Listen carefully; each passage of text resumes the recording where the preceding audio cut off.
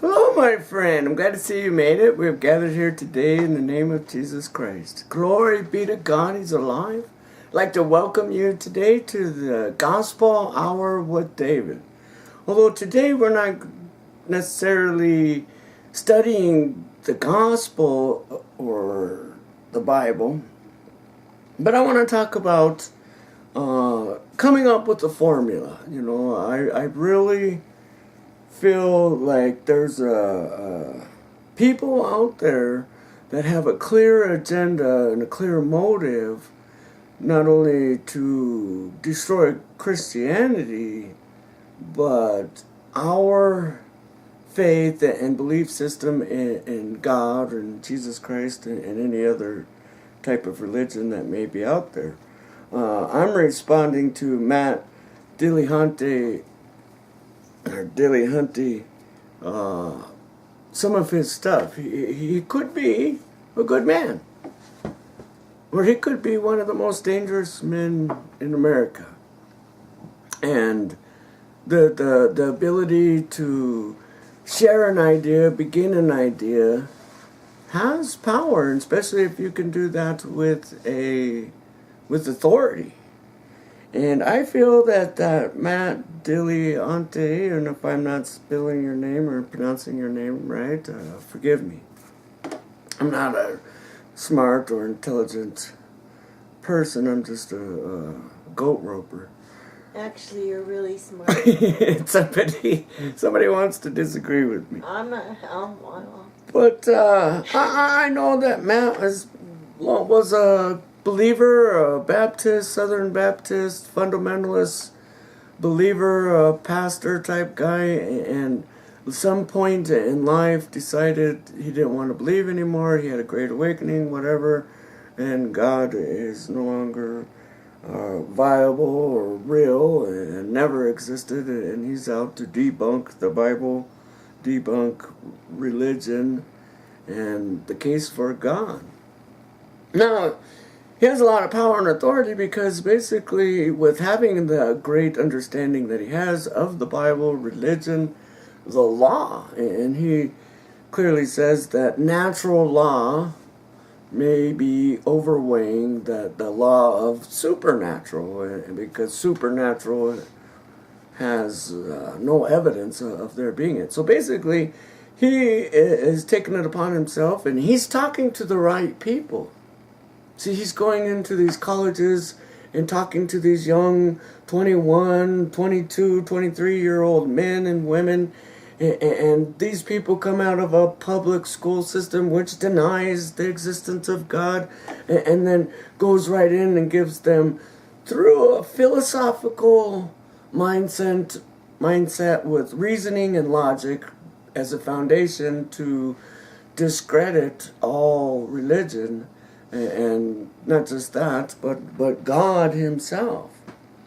And so he's going to the right people. He's gathering a large enough crowd that basically he, like Elijah in the Old Testament and the old stories of the Bible, has challenged God.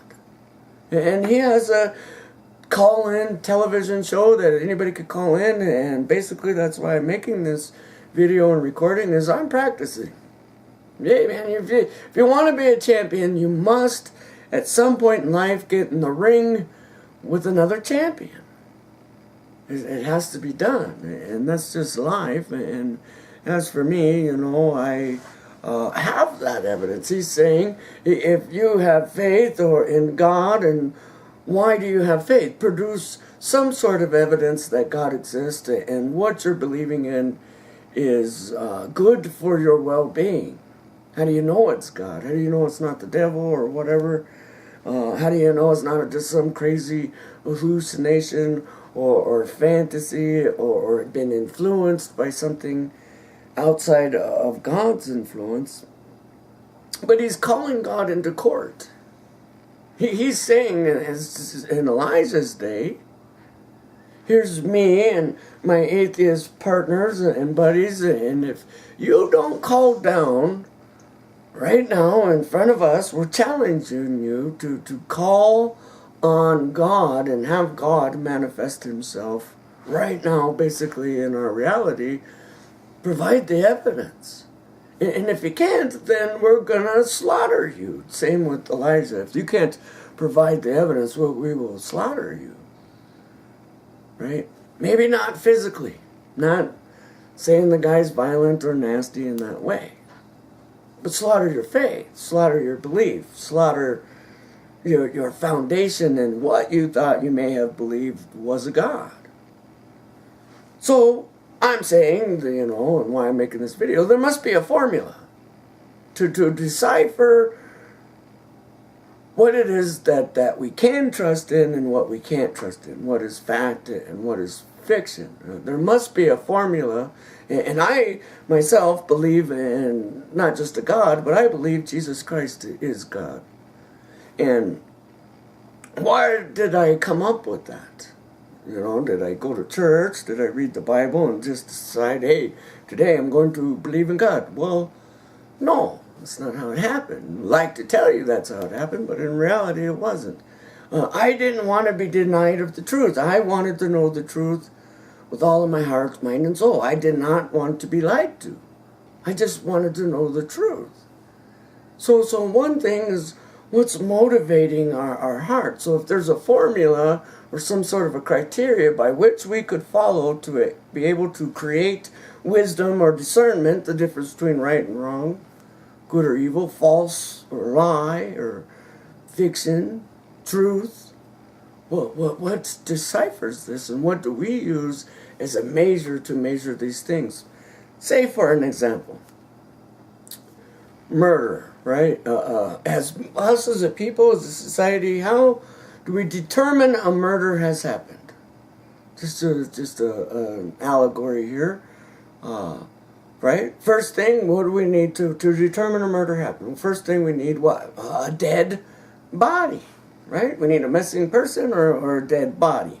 And if we got a dead body, that's great. We can prove, one, that somebody's dead. But how do we prove it's a murder? First, we got to find out if that dead body was violated or hurt or broken from some sort of an outside source, whether murder weapon or whatever. If we could determine that, there's a formula which is being followed in order to, we need witness, right? Did you witness this person or see this person create this murder or do this act of violence or whatever it is, right? Did you see this person have the murder weapon on them? Or whatever it be. We have witnesses and they provide a testimony and all this, and we just start gathering these evidence. So this guy is saying you have no evidence for your God. He's basically calling God into court. Here in this world, in this life, in this reality, at this moment in time, some 2,000 years after Jesus. And everybody in the world's been saying for 2,000 years, Jesus Christ is coming and coming soon, and where's Christ? And this guy takes it upon himself to say, all that religious stuff, all that church stuff, and all that Christian stuff is a bold-faced lie. Now me in my life, I really never questioned whether or not God was a liar, but I believe once I was baptized in the Holy Spirit, or once I come to completion in my belief and my faith in what God called me to do, I began to see with the new eyes and hear with new ears and think in a different way. And one of those things is when I went to church, it wasn't that God didn't exist. Faith didn't exist, or belief didn't exist. Trust didn't exist. The people there in the church didn't believe, in my eyes, in my opinion, that God exists. And maybe that's what Matt's saying, is that the evidence God doesn't exist is you guys don't believe in it. And if you don't believe in it, why would I? Or why should I? Well, and I've seen the same thing as people claim, and that there's hundreds of millions of Christians spread around all across the United States of America, and I say the evidence that people don't believe in God is there is no health care, because one of the things about God is very attentive to our well-being. And we say, well, where's this well-being? When we ourselves are in the midst of war and famine and poverty and homelessness and all that, and it's not that God doesn't care about our well-being. It's kind of like, do we care about our well-being? God says, I believe God says, I do care about your well-being. But the evidence that nobody believes that God cares about our well-being is in America, we don't have health care. We have an insurance system, and some people say that the right to abortion should be right, that we should be able to choose. And no fetus should be able to have the right to live by sucking the life out of somebody else, or whatever it may be, at the expense of another person. But yet we're here in our world, and if you were born, your life is being sustained at the expense of another person. Every doctor, every nurse, and every insurance salesman, and every government official, and everybody, that their lives are determined at the expense of another person. It's enforcing their will upon your will. So a part of law and order and God and God's will, our will, free will, all these things must be brought in as court and evidence. So if we're going to say, is God real or not real, and we're going to bring God into court, we're going to have a lawyer, and we're going to have a prosecutor and the defense. And I don't know which side I'm on. Am I defending God, or am I prosecuting? And am I prosecuting the unbeliever? Or has Matt or some other people decided to be the prosecutor, and they're going to prosecute God?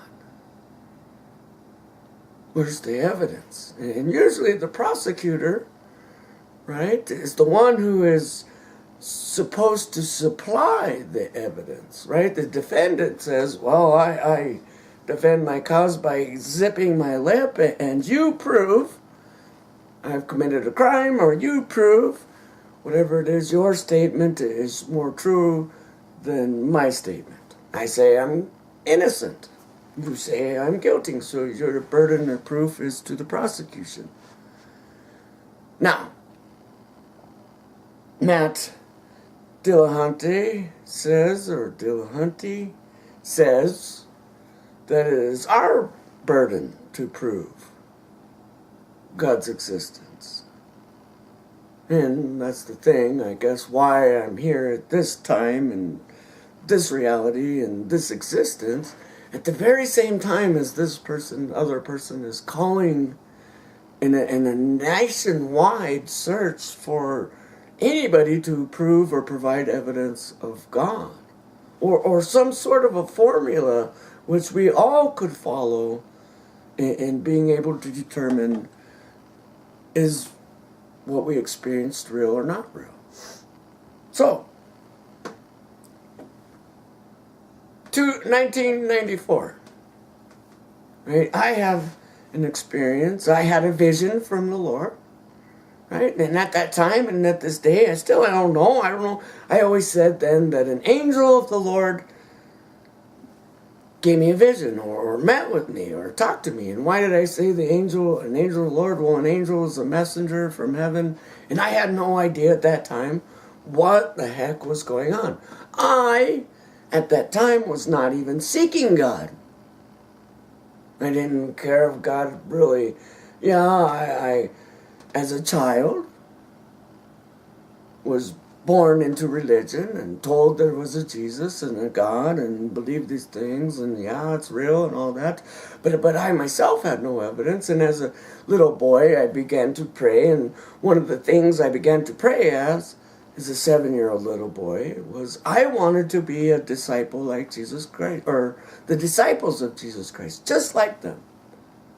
I prayed for many years, all the way till I was probably 10, 11 years old. And my prayer, secret in my room where nobody could hear but me and God, was one day I want Lord, Father, God, if He exists, I want to be the wisest man on earth. In the same way, Solomon in his day is known as one of the wisest men. I'm not smart, I'm not a genius like, Stephen Hawkins or any of that, and I still debate and wonder how genius was Stephen Hawkins.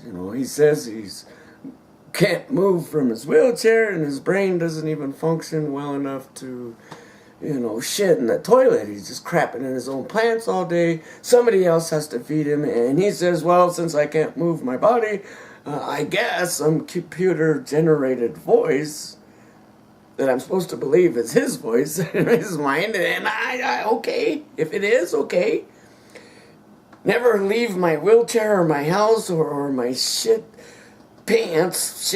pants, but I'm gonna travel in my mind throughout the entire universe, and I'm gonna prove creation, and it's a load of crap.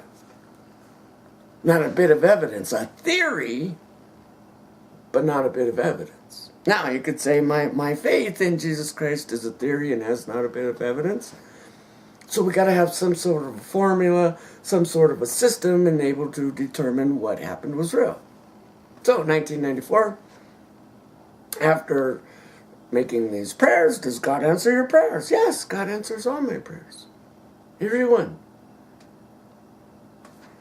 He says, or the angel of the Lord comes, and this is the thing, I'm having a complete conversation, just like we're having right now, between me and some kind of an entity or something. I didn't see the angel of the Lord. What I saw in the vision was a man or somebody that I thought was like Jesus Christ. The person was 10 foot tall, bigger than life. And then all the human beings and people in life were all coming together and said, that's Jesus, let's go. We got to touch Jesus. And everybody's gathering to touch Jesus. But as I'm watching this and hearing the people speak, wasn't like Jesus or this figure, this 10 foot tall man turned around to me and began speaking to me. I hear a voice. You say, well, it's your own voice or a voice in your own head. That's schizophrenia or madness or whatever. I don't know. Well, I'm thinking we're having a conversation like this. I'm talking to the thing. I'm asking questions. It's answering my questions. And is not answering my questions in a way I want them to be answered. Angel of the Lord, or this voice says, one day you're going to tell the world Jesus is coming. No, I'm not. No, I'm not. You came to the wrong house. I don't know what's going on. I'm a little freaked out. Like, no. And at that time in my life, very quiet man. Many situations which kind of clammed me up. I had a fear of public and being a subject to public shame, different things. Very quiet. Hey, why would God ask me to go tell the world? Because if God wanted people to know He was coming, why would He ask me? Because nobody's going to listen to me. No one. I'm not educated. I'm not smart enough. I don't know how to speak. I don't even know where to start. I don't know what to do. No. And the angel of the Lord, or this voice, says, no, but you will do it. You will do it, and Jesus has chosen you. I said, no. I think you're at the wrong house. You go tell Jesus. I said, no, I'm not going to do it. The angel of the Lord says, I'm not going to tell Jesus that. I would never tell Jesus no. Won't do it. But if you want to tell Jesus no, you tell Jesus no on your own. But you will do it. He has chosen you. And I said, but nobody's going to listen to me. Why would, don't you want this to be known? And It's all right. It's we know this is going to be exactly like the days of Noah. They're going to be eating and drinking and living their lives as though they were living their lives every day and have been every day. But you do it anyway. I was like, well, what do? I don't even know where to start. You figure out what John the Baptist did. And you do that, and you'll be fine. Figure out what happened there in John the Baptist. Not figure out how to follow Jesus Christ, but John the Baptist. I don't know. It says, don't cut your hair. Don't shave your beard. Why? I don't know. Don't buy homes. Don't buy cars. Don't get trapped into this world. Don't buy anything. Just kind of stay away from the things and the love of things. You'll be fine. You're going to go through a walk or through this journey, through a wilderness. I guess. And when you come out to the end of this wilderness, I will be there to meet you. And I'll meet you at the top of a mountain. Right? Told me not to get married, but to have children.